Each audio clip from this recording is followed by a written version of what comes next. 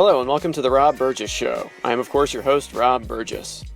On this, our 213th episode, our guest is Ray E. Boomhower. Ray E. Boomhower is senior editor of the Indiana Historical Society Press. He is editor of the IHS's quarterly popular history magazine, Traces of Indiana and Midwestern History. Boomhower has been with the Society since 1987. A native of Mishawaka, Indiana, Boomhower graduated from Indiana University in 1982 with degrees in journalism and political science. He received his master's degree in U.S. history from Indiana University, Indianapolis in 1995. Before joining the Society staff, he worked in public relations for the Indiana State Museum and as a reporter for 2 Indiana daily newspapers. Along with numerous articles for Traces, the Indiana Magazine of History, and other history periodicals, Boomhower is the author of the books Jacob Piatt Dunn, Jr., A Life in History and Politics, 1855 to 1924, from Indiana Historical Society, 1997. The Country Contributor, The Life and Times of Juliet v. Strauss, from the Guild Press of Indiana, 1998. Destination Indiana, Travels Through Hoosier History, IHS 2000. But I Do Clamor, May, Wright, Sewall, A Life, 1844 to 1920, Guild Press 2001.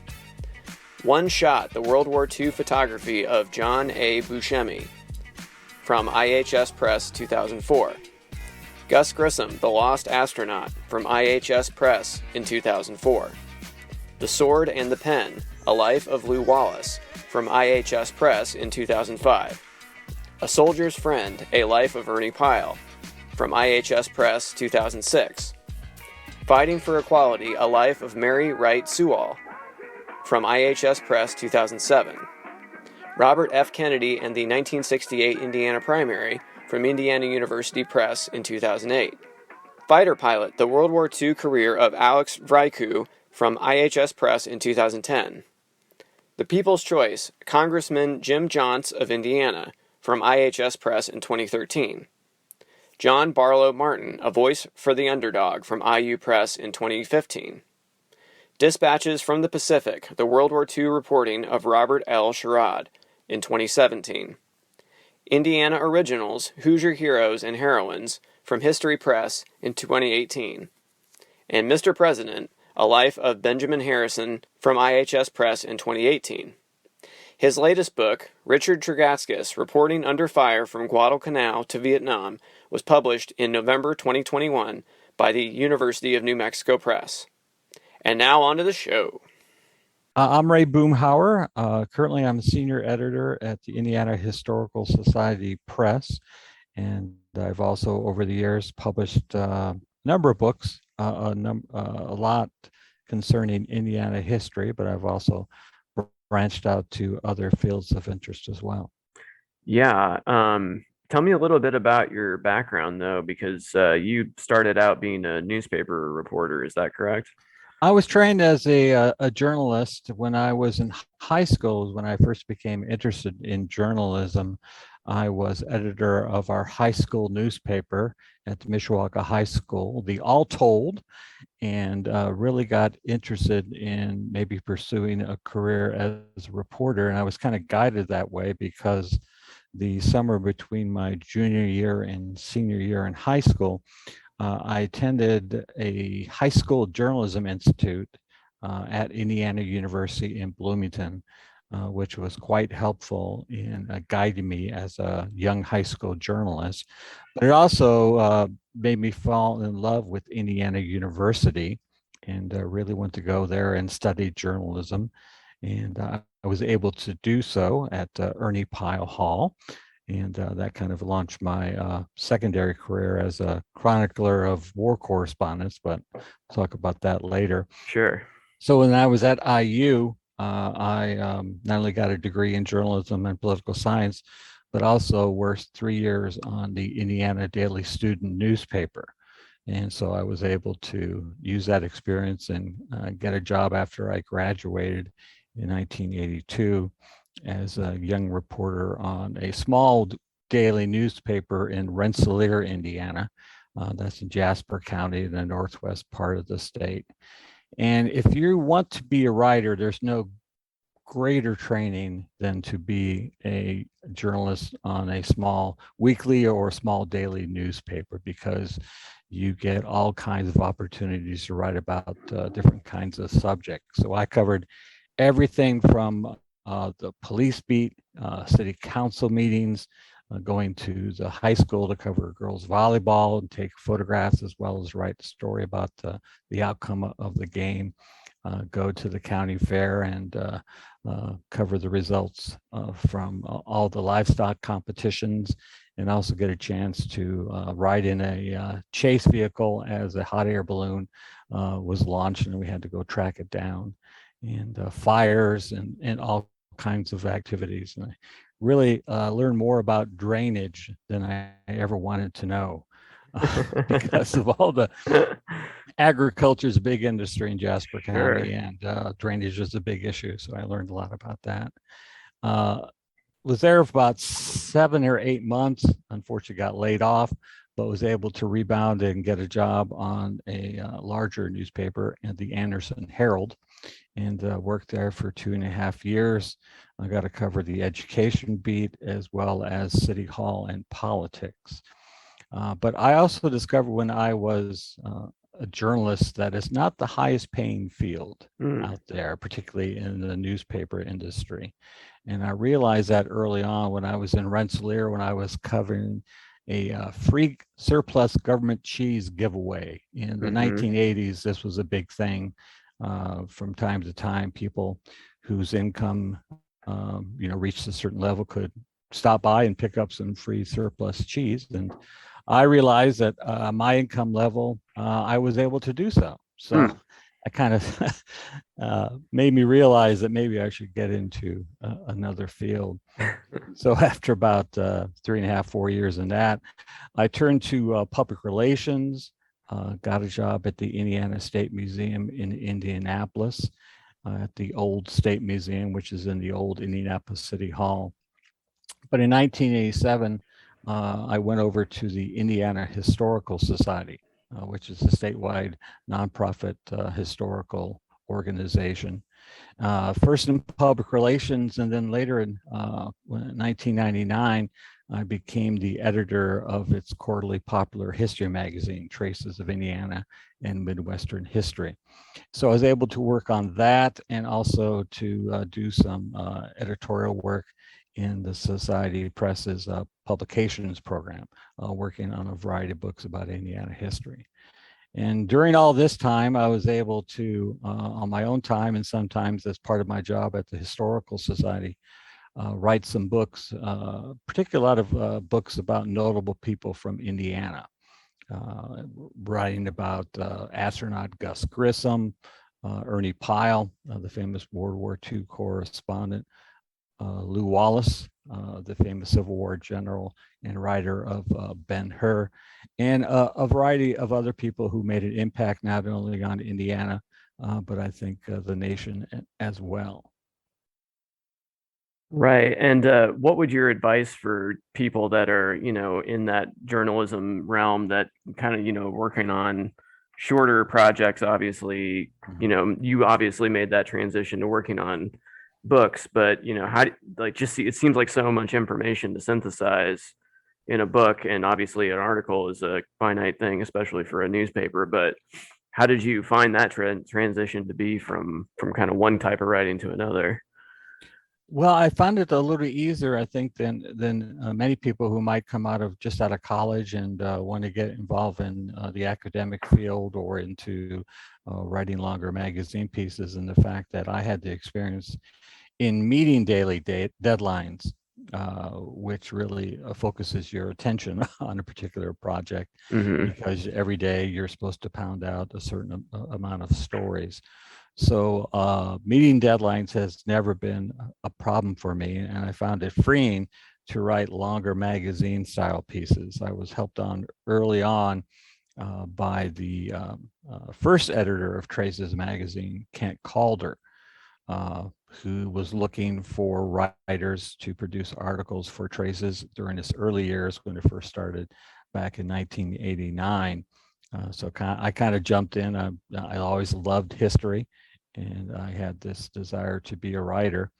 So he encouraged me and kind of trained me into how to craft a longer form style of journalism that is the magazine article. And I was able to produce a number of articles for him. And I've kind of kept it up over the years and realized that I needed some more background on history and how to write history. So went to Indiana University at Purdue University, Indianapolis, and got my master's in U.S. history. So I was able to get some help in how to do an academic style of writing that's helped me with my book projects over the years. So both of those, Kent's guidance and also what I learned at IUPUI in the history department there, have set the stage for my subsequent writing career. So it's a little bit of this and a little bit of that. And I always encourage writers when they approach a subject, pick a subject that they're going to be interested in, because if it's a magazine article, it might take months. If it's a book project, it's going to take years. And you've got to be able to stick at it and picking something that is going to spark your interest and also keep you intrigued as you do the grunt work that's required of any kind of writing is very important. And that's something that I always encourage our writers to do. What do you weigh as far as like primary sources? And obviously, I've read I've read two of your books now with Gus Grissom, and I'm also reading the Richard Tregaskis book. You obviously have delved deep into the historical record for both of those, but obviously you have to do some kind of, on the ground reporting with those as well. How do you balance the primary sources with interviews and things like that? Well, I was lucky with, in the case of Gus Grissom, when I did that project back in the early 2000s, that individuals who knew Gus were still alive and were around to be interviewed. So you have to do both if you're writing about a contemporary figure in history. And in Gus's case, I was able to go seek out the primary sources at the Johnson Space Center in Texas, and also the Kennedy Space Center in Florida. And while I was doing those research visits, I was able to coordinate individual interviews with people who knew Gus. In Florida, Sam Bedingfield, who was a longtime NASA employee, knew him well, was there after the Apollo 1 fire, and so was a great resource. His widow, Betty Grissom, was still alive and living in Houston, Texas. So I was able to go down there when I visited Johnson Space Center and talk to her in her condominium there. So that kind of face-to-face meetings with people who knew your subject are invaluable. They really give you details that make readers, I think, want to turn the page, which is the main thing of any writer. You want the reader to turn the page and get to the next page and the next chapter and get all the way to the end and hold their attention until that book is finished. And also because of Gus was, raised in Indiana, it was easy for me to go down to Mitchell, walk the streets that he walked, meet with people who knew him when he was a younger man, before fame hit him, when he was just, a Boy Scout, a high school student, and Bill Head, and talk about their adventures as young men in a small Indiana town. And so getting to know people like that just makes your job much easier and really helps bring the dry documents you might have from official sources, bring that information to life. And I grew up in Mitchell, so obviously I was very familiar with the Gus Grissom story growing up here, and the people you interviewed, the surnames of the people are very Mhm. familiar to me. Your Caudells, your Grissoms, Right. your these are all very familiar. But for people that obviously aren't familiar with Gus Grissom, maybe if you could explain a little bit more about who he was and why he was important in the space program and kind of that first initial wave there.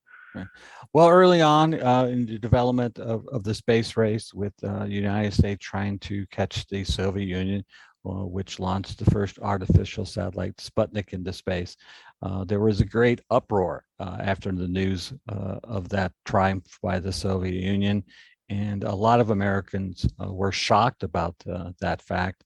They couldn't believe it. Here's this country, we're in this competition with the communists, and they can't even build a decent tractor or refrigerator, and yet they beat this so-called technologically advanced country, the United States, into space.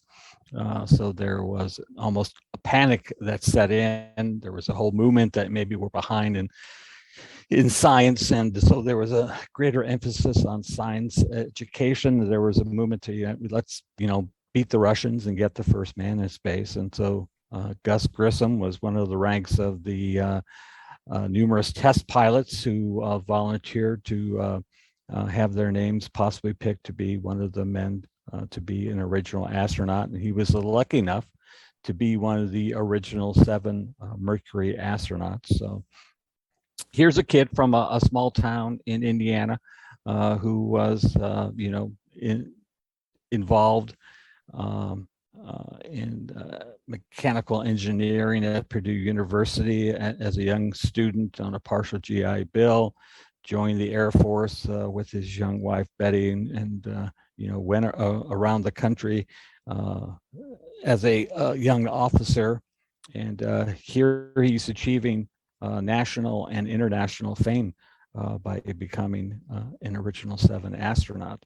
And it's something that never really sat well with Gus. He was not used to being hounded by the press, and always tried to avoid them if he could. And one of the great stories I uncovered when I was doing my book, that he tried to, on some of his visits as an astronaut to some of the contractors who were building elements of the space program, he would, to avoid reporters when he landed at the airport, he decided to don a disguise, which a floppy hat and a dark pair of sunglasses. And he put on this disguise and asked his good friend Wally Schirra what he thought. And Wally said, "Well, you look like Gus Grissom and a pair of sunglasses and a floppy hat."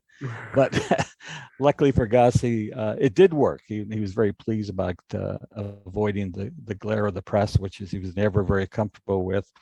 Was always much more at ease dealing with the technology, the engineering aspects of the space program.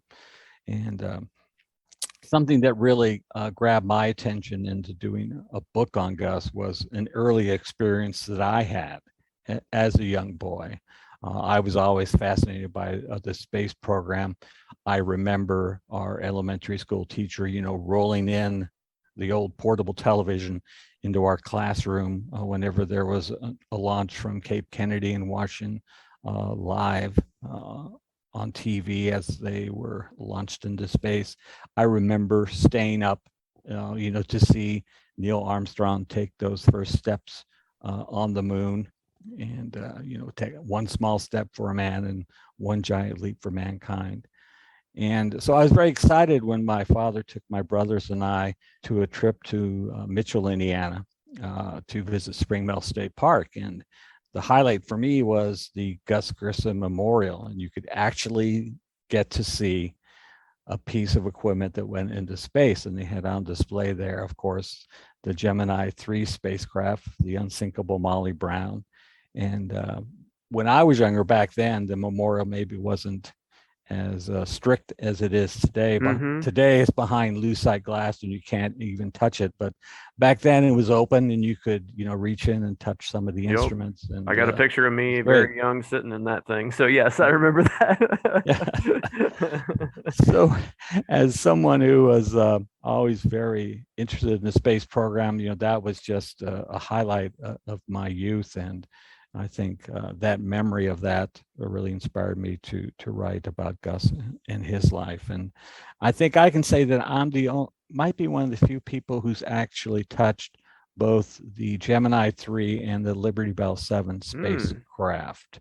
It was when they restored the Liberty Bell 7 after Kurt Newport found it in 1999, brought it up. It was taken to the Kansas Cosmos Fair for restoration work, and they toured it shortly afterward. And it was at the Children's Museum here in Indianapolis as part of an exhibition. And my wife and I went to see the exhibition, and somehow we ended up, the Liberty Bell 7, the actual spacecraft, was at the end of the exhibit. And after all these different displays at the entrance, but we went in the wrong way, went in and saw the spacecraft first, and so there's no one around. And I hate to say it, but you weren't supposed to touch it, but I did have a tiny little touch of it. I mean, you got to. I mean, couldn't help myself. Absolutely. Speaking of which, that leads me to what I was going to ask you about. Is that growing up, I always heard how much people hated the book and the movie, The Right Stuff, and which, in preparation to talk to you, I finally went and read the book and watched the movie. And they actually have, I didn't know if you knew, they have on Disney Plus, there's even a new version of it. I don't know if you've seen that, where it's like a mini series that they did. It's like a new retelling of that book. Yes, I've heard about that. I haven't had an opportunity to view those programs, but I've read both the book and seen the movie. And I was, I think Tom Wolfe did a great job in capturing the essence of the astronauts and how lionized they were and how important they were. And I think he does not do Gus as dirty as I think the movie does. I think, both Wolfe and Phil Kaufman, who were the director of the Right Stuff movie, I think were fascinated not by the astronauts, but by the other hero of that time period, the guy who broke the sound barrier. And so he was their hero and not the astronauts. And I think probably for dramatic effect played up the whole thing that Gus had screwed the pooch and had panicked somehow and had been the cause of the premature hatch ejection, and he was to blame. But if you look at the writing during the time, and if you go through and look at all the information, it's pretty well known that it was not Gus's fault. He didn't panic and somehow blow the hatch before he should have. And I think the best explanation that I uncovered when I was doing my research, and there's other information that's come out now, George Leopold, who wrote another biography of Gus for the Purdue University Press, has been working with another individual, and they've looked at movies and film of the time period, and they've come up with new theories about why the hatch exploded when it did. But when I was doing my research, I came across some information by a NASA individual, someone involved in the program. He said the problem was that Gus got too far ahead on the checklist, that he was trying to do too good of a job, and he had taken off kind of the safety on the hatch mechanism that triggered the explosive bolts that that blew the hatch off before he should have, before the helicopter. He was supposed to wait till the helicopter actually hooked on to the spacecraft and started lifting up, and then he was supposed to take off the safety switch and then trigger the hatch. But he got too far ahead on the checklist, and did it before he should have, and just taking off that safety mechanism might have been enough, just bobbing up and down in the surf to blow the hatch before it should have. So I've always someone who's kind of seen Gus as taking the blame when he shouldn't, and I think both the book and more so I think the movie is planted that in the nation's consciousness. But one of the reasons why I wrote the book was kind of as a answer to the book and the movie. I think at the beginning, when the astronauts were first named, they perhaps got a little too much credit for, before they really did anything. They were lionized by the press, of course. Which you can think, it's no big mystery why, because we're in this race with this enemy of ours, the Soviet Union, and so we need heroes in this battle with the godless communists, and the astronauts were picture perfect for that. So perhaps they got a little bit more press than they should have before they actually, had done anything. But I think then over the years, with the distrust in government, the Vietnam War, and with the government lying as it did, perhaps people got a little more cynical about heroes like the astronauts, and so you have a reaction with the right stuff, both the book and the movie. So I think that there's a middle ground. That's why I wrote the book, to say, no, these guys did make a real contribution, particularly Gus, who stayed in the program when a lot of the other Mercury astronauts, for one reason or the other, left the program.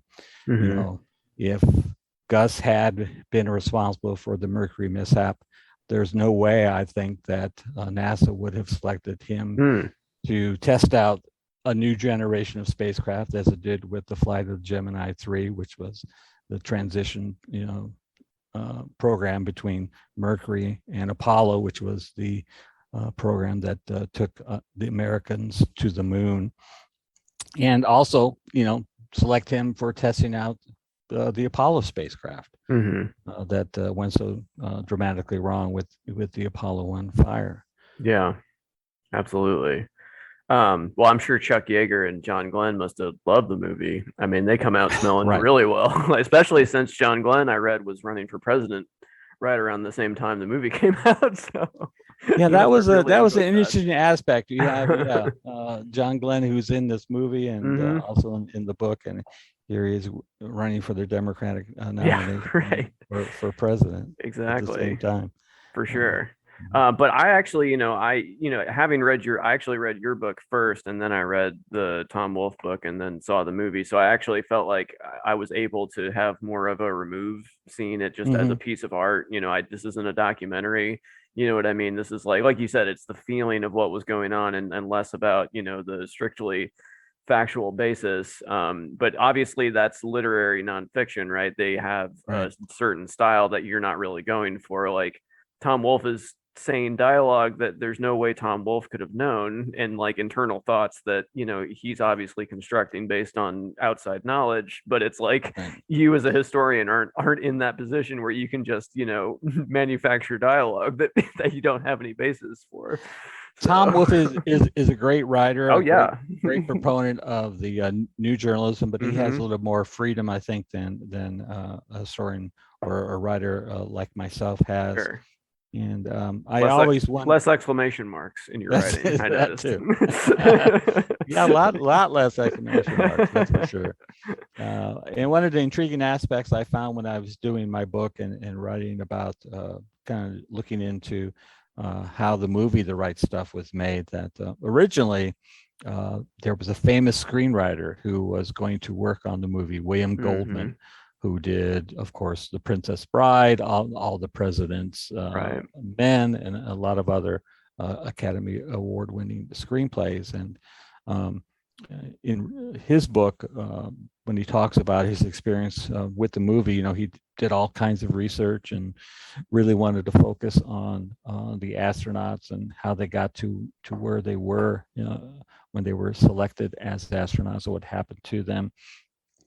But that was not the vision that the director Phil Kaufman had. He wanted to focus more on Yeager, and he was the real hero of the movie in his eyes. And so the astronauts kind of took a back seat, and Goldman dropped out of the project. And I often wondered if there was a different director and Goldman had stayed in, the movie might have been totally different. Might not have had the stylistic impact that the Wright stuff did with Kaufman as director. I mean, it's a brilliantly shot movie. It's great scenes in it, and it's quite a good movie.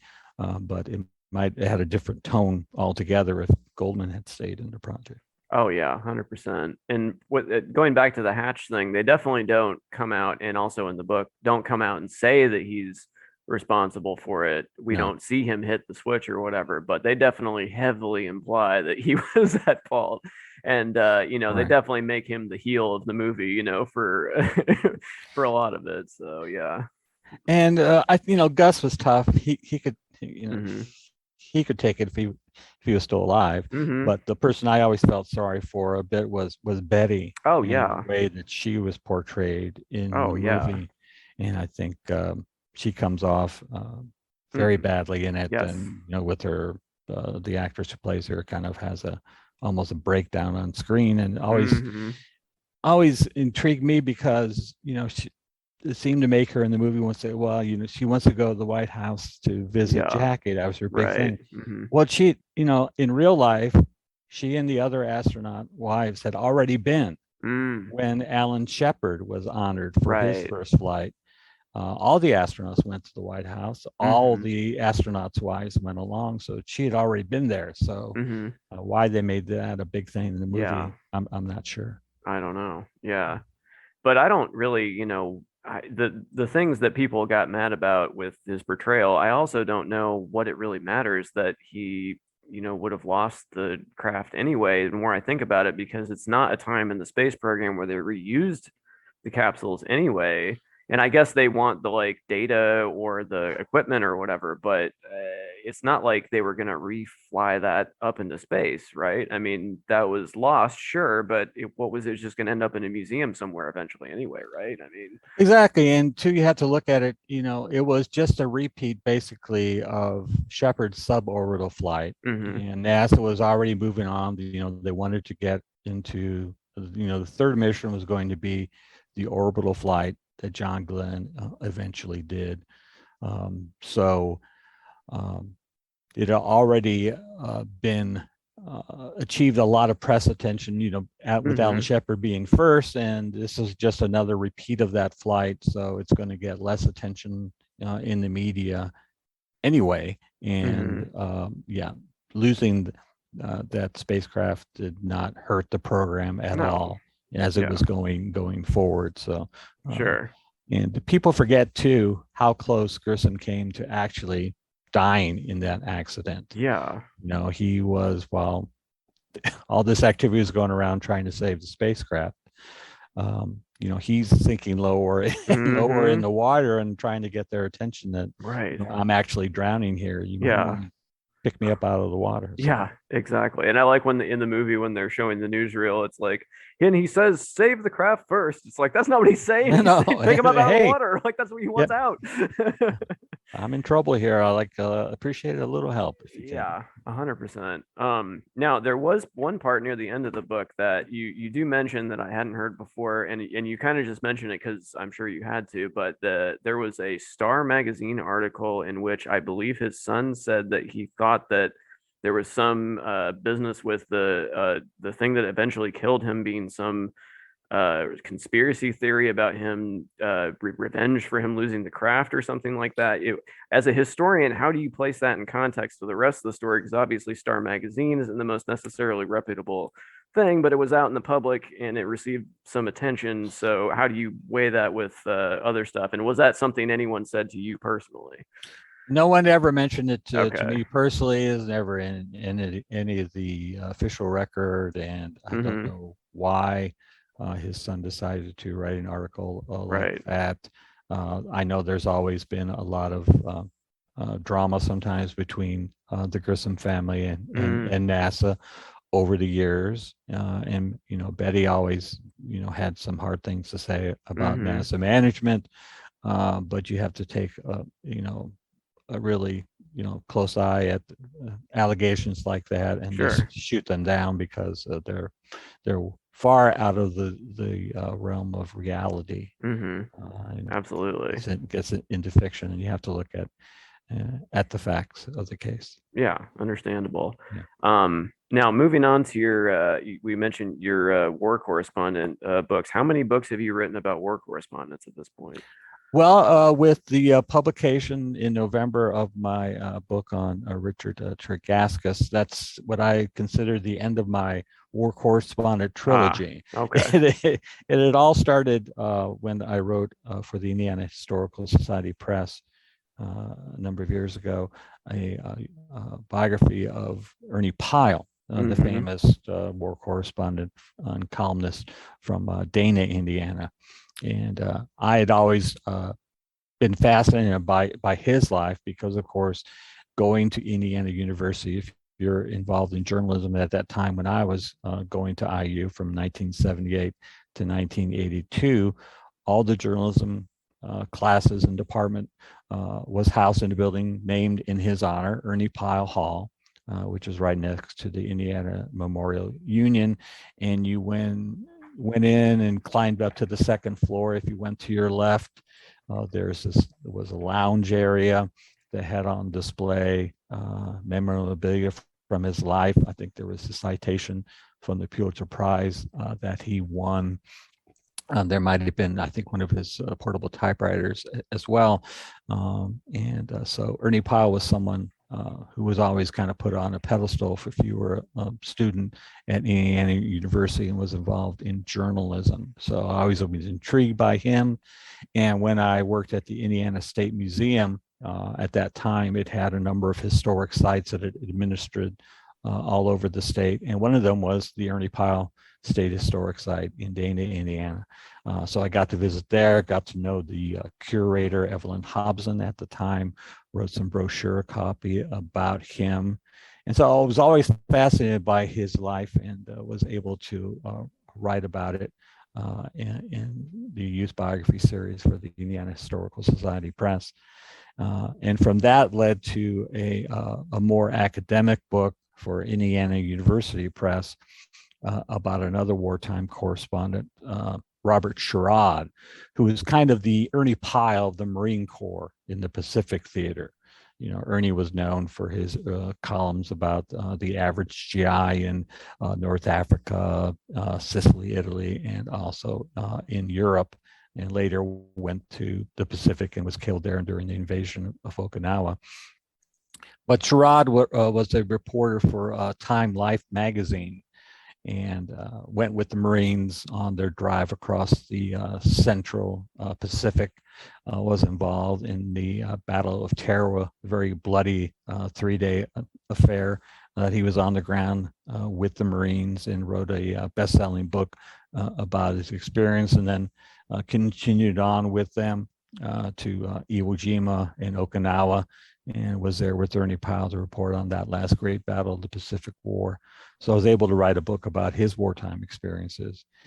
And I figured, well, 2 down, why not write a third and, call it my War Correspondent Trilogy.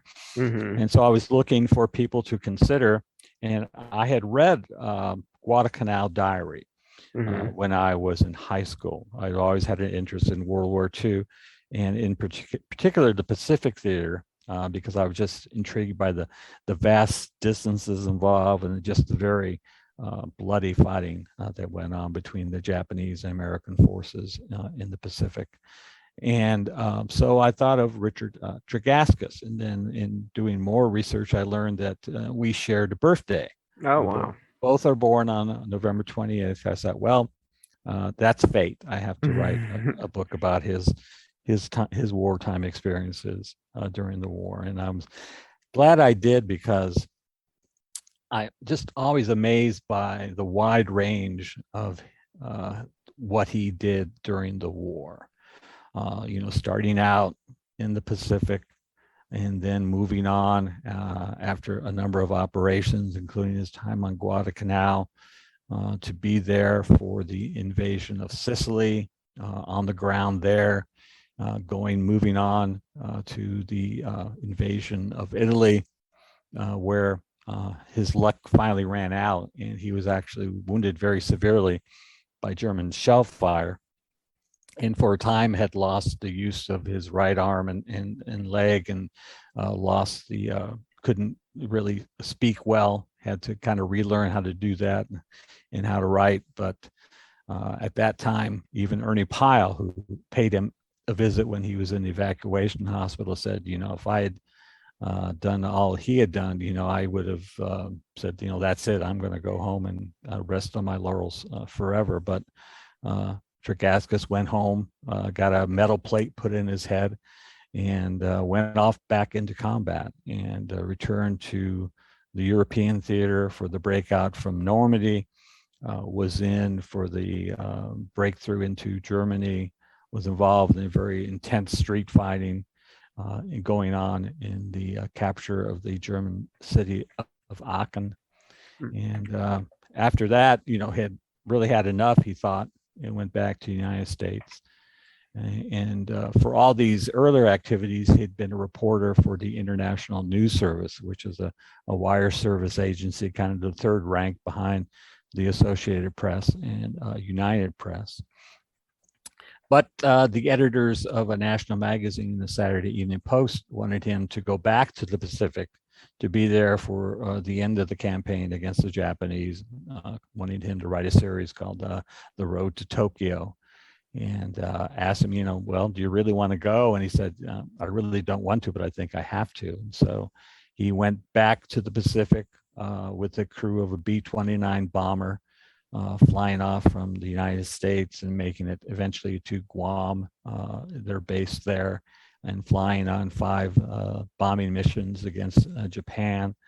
And after that was serving on USS Ticonderoga, an aircraft carrier, was involved in some final strikes against the Japanese home islands themselves and Japanese naval bases there, and was there when finally the war ended. And so it was just an amazing life, and one that I thought should be better known by people for all of his wartime experiences and his time with a variety of troops overseas. So I was able to write that book, and it was published this past November by the University of New Mexico Press. Yeah. Have you ever thought of being a war correspondent yourself? I mean, after writing about all these war correspondents? I'm not sure I could do it. Me either. And of course, looking back at it, the individuals who are doing all this war reporting, both men and women, had a lot to deal with that we wouldn't understand these days. And just getting their pieces back to their home offices was a difficult journey to take, in getting their dispatches read by people back home in the United States. They had to worry about transmission. They had to worry about censorship from military authorities. They were dealing with the same kind of strains of combat that a lot of the fighting men were. The better reporters were, at least. I think Ernie, Pyle, Sherrod, and Tregaskis, all three did not want to be known as what were called communique commandos, reporters who stayed behind safely back at headquarters and just took the canned handouts from the general's public relations officers and turned that in. They wanted to be as close to the action as they possibly could, and getting their stories and getting the details of what the actual combat situation was like for men at the front lines. And so I was always admire them, and that's something I don't know if I could handle. And particularly the tough conditions on places like Guadalcanal that Tregaskis had to experience, and every night being under fire by not only Japanese troops, but the Japanese naval forces offshore, enduring those kinds of conditions, not only combat conditions, but conditions of the climate as well, disease, inferior food, all that, and somehow persevering and coming out of it, and writing a best-selling book about his time there. And I'm always fascinated by the fact that he did this, at a very young age. He was only 25 when he first went into combat. And it's just an impressive record. He goes out, he's writing as the reporter covering the U.S. naval fleet in the Pacific at Hawaii. And his very first combat operation that he sent off in April 1942 on a task force that accompanies the Doolittle Raiders that take off from the USS Hornet in these B-25 Mitchell bombers to strike back at the Japanese Empire. And he watches from a nearby cruiser as these bombers take off one by one and head off to Tokyo to bomb the Japanese capital. So that's quite an introduction into your first wartime combat assignment, is to watch this dramatic event in American history from a nearby ship, and just gets better after that. Yeah, it's incredible. I hadn't read Guadalcanal Diary before, and one passage I was struck by here, it's on page 83. It says, I sat on the front steps of the shack under the soft white stars and thought that it would be the last night of my life. I thought that, all in all, it had been a good life, although it seemed to be ending a little early. He says things like that so dispassionately. Mm-hmm. And I would be scared out of my mind to be in the situations he's talking about in this book. But like, there's so many times where he's just like talking about these life and death scenarios as if it's like, and then I ordered coffee, but it's like a sniper is shooting at me, and oh my. And it is amazing how often he just barely manages to escape death. Mm-hmm. He gets off a ship after a raid on a settlement, and the next day or that night after getting off it, the ship is sunk by the Japanese, Mm-hmm. or he leaves a position and it's shelled heavily, or he's on a B-17 bomber leaving Guadalcanal to go back to Hawaii to write his book, and he has to go along on a reconnaissance mission, and the plane is attacked by a Japanese fighter, and he has to man a machine gun to ward them off. So he's just managing to escape death by a hairbreadth from time to time, until finally in Italy, his number almost comes up, and he's doing all this while dealing with a very debilitating illness, because before he got his job with the International News Service, he learned that he was suffering from diabetes, which was a family illness. I think his grandfather had it, and is also his father. So he's trying to keep this secret because he wants to go into combat. He wants to report on what was happening with the war, go overseas to go along with the troops. And so not only does he have to keep the secret from his employers, but he has to deal with all the ramifications of having diabetes, watching his diet. Although insulin was available at that time, he did not use an insulin regime. He did not take shots. He decided to, kind of monitor his diet. And one of the things he did was take along a big case of tinned sardines, because he couldn't depend upon the food that might have been served on Navy ships, and he was very wary about what the other correspondents might think, and was very wary about having his secret exposed. And it really wasn't until he was wounded in Italy, and of course he had to share his condition with the doctors who were working on him, trying to save his life. Mm-hmm. Yeah, absolutely. But going back to just the the process of writing a book, when you start on these type of books, how much work do you put in before you tell your publisher, your agent, anyone else about it, because I've always heard if you work on a nonfiction book, you're not really supposed to write the whole thing before you show someone else, because they might want you to do a different take it a different way. How much work do you put into something like this Richard Tregaskis book before you bring it to someone else? Usually in the past, on a number of my books, including my book on Robert Kennedy's 68 campaign here in Indiana that was published by IU Press in 2008, what I did was write out a proposal. You got a proposal with giving information on why you think the book is important, what chapters might be in the book. And usually publishers like to have at least maybe an introduction and a full chapter or two to submit. So you submit the proposal with a sample chapter, and they may or may not, of course, then follow up with a contract for the book. Then you go and actually do all the writing on the book. I did it a little different for the Tregaskis book. I decided to take a little bit more time and also try to find an agent. So one of the things I learned is that, after you write 17 books, you can finally get an agent. Oh, wow. So you did all those without an agent? I did all those. Yeah, wow. I wrote 17 books without an agent. And, Goodness. I was able to get okay. one. Well, that gives me a little hope then. Yeah. Okay. Well, how did you find an agent? How do you know who's a good one, and how did you approach him? And lucky for me, I was looking around in various publications about how do you find an agent, and a name came up that I recognized as working with someone I had known and met and through the Biographers International organization that I'm a member of.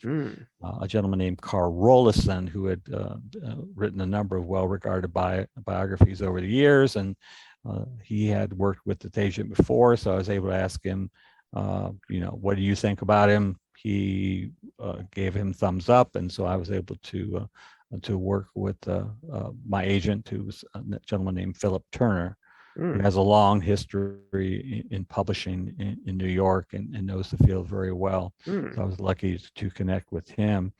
But when I came across this project, one of the things to try to get Philip interested in a project was I decided to approach it a little differently. Instead of writing just one chapter, I said, I should probably do more. So I worked on it a bit longer and mapped out and actually wrote about 8 chapters that I sent him.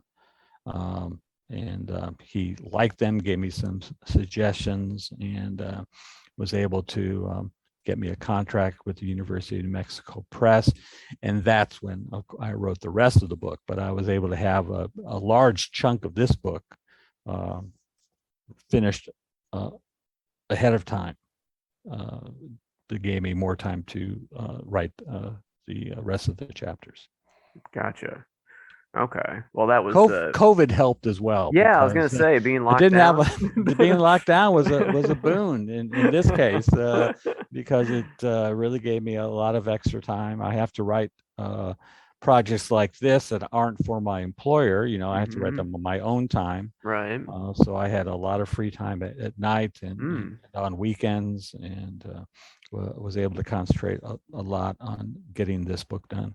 Well, that's great. Yeah, those last couple questions may have just been for me. I don't think my listeners really maybe care about that.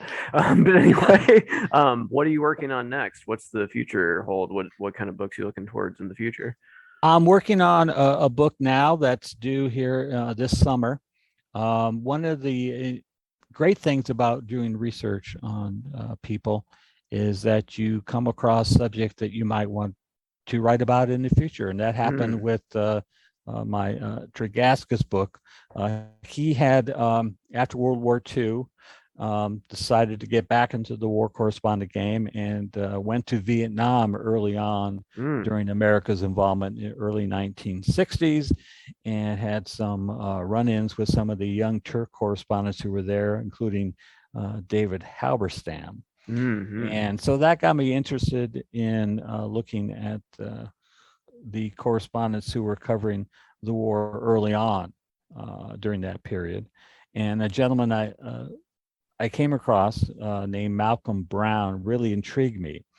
He was the Saigon bureau chief for the Associated Press. Went to Vietnam in 1961.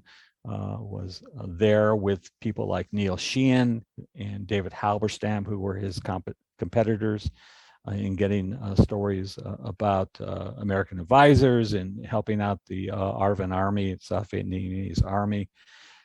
It was there for the big Buddhist crisis in 1963, and Brown was the journalist who took the famous photograph of the Buddhist monk who self-immolated, who set himself on fire in protests against the ZM government at that time during the Buddhist uprising in the spring of 1963. And so I was just intrigued. That's one of the iconic photographs of the Vietnam experience. I ranked that alongside the famous shot of the South Vietnamese police chief who shoots the suspected Viet Cong in the head in head offensive, and then the young girl whose village is mistakenly bombed, napalmed by the South Vietnamese Air Force, running naked down the street. And so those three images to me kind of come to my mind when I think about the Vietnam War. So I decided to write about Brown, how he came to be in Saigon, his journey as a young reporter from writing in the United States for a small newspaper in New York, getting on at the Associated Press, and then being sent to South Vietnam, and his experiences there, with our involvement early on in the war, and how he came to get that photo that really first, I think, captured people's attention and got them thinking, where's Vietnam and why are we there, perhaps. So I'm working on that right now. Have you ever thought of writing fiction? I've thought about heavy it. Sigh. Heavy No. sigh. I prefer what I call factual writing. I'm not very good with dialogue. That's my problem too. I don't know. Like, as a journalist, it boggles my mind that these people can just manufacture dialogue. Make up conversations. Yeah, right? I can't get it. The only thing that might intrigue me would be writing some kind of a mystery book. Okay. I'm a big fan of mysteries, particularly Robert Parker's work. I love Martin Kruse-Smith's Arkady Renko series, the Russian detective. And so I've always thought that trying to find a character, kind of an investigative character who's either worked for the police or work alongside the police as a private investigator or something like that, might be something I'd be interested in. But I keep coming up with these other nonfiction book projects that take all my time. No, it doesn't sound like you got any shortage of that for sure. But well, hey, thank you for taking all this time to talk to me tonight. I really do appreciate it. One question I do ask before we go at the end here is, what music have you been listening to lately? Haven't really been listening to a lot of music. I find that sometimes it breaks my concentration when I'm doing my writing, but there's time to time I do listen to music when I'm writing about a particular time period. I know that when I was writing the Tregaskis book, I listened to a lot of big band music of the time period from the 1940s. That kind of got me in the mood to write about, set me back and got me, I think, my mind interested in that period and got me in the mood, so to speak, as Glenn Miller would say. So, but a lot of those were instrumentals, and I find if I'm going to do writing that instrumentals are the best to listen to. Maybe some classical music from time to time. Yeah. So I guess I should be listening to some Creedence if I'm writing about the 1960s. We should be listening to Creedence anyway. There's no reason not to. Big fan of Creedence. Oh, 100%. Well, hey, thank you again for taking the time, and you're welcome back anytime. I obviously have more reading to do now that I know how many books you've written. So, well, always glad to talk to a fellow ex-reporter. Are you still reporting? Yep, I'm the editor of the Wabash Plain Dealer right now. So still in the field. Still in the trenches, I guess you might say. But anyway, thanks a lot, and have a good night. I'll talk to you soon. Rob, thank you. I appreciate it. Thank you. Bye-bye.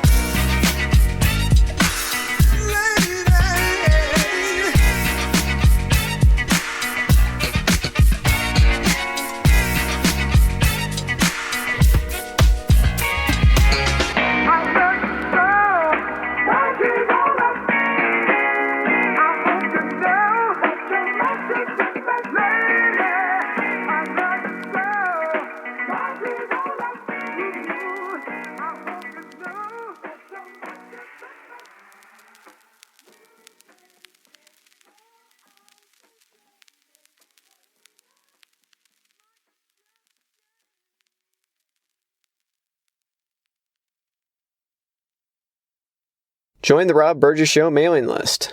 Go to tinyletter.com/The Rob Burgess Show and type in your email address. Then respond to the automatic message. Also, please make sure to comment, follow, like, subscribe, share, rate, and review everywhere the podcast is available, including iTunes, YouTube, SoundCloud, Stitcher, Google Play Music, Twitter, Internet Archive, TuneIn, RSS, and now Spotify. The official website for the podcast is www.therobburgessshow.com.